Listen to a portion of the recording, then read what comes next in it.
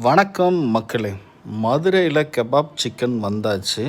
Kebab chicken சாப்பிடணும் அப்படின்னு ஆசைப்படுறவங்க எல்லாருக்கும் அதிர்ஷ்ட காலம் ஆரம்பிச்சிருச்சு.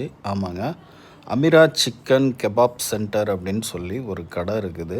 அது எங்கே இருக்குது அப்படின்னு பார்த்தீங்கன்னா, தெற்கு பள்ளிவாசல் அந்த ரோட்டில் தான் இருக்குது. நம்ம மதுரை போத்தீஸ் ரோட்டில் அப்படியே ஸ்ட்ரெயிட்டாக போனீங்கன்னா அங்கே இருக்குது. என்னென்ன வெரைட்டி வேணுமோ எல்லாமே சிக்கனில் இருக்குது. மலாய் சிக்கன் இருக்குது, சிக்கன் பார்பிக்யூ இருக்குது, சிக்கன் கெபாப் இருக்குது.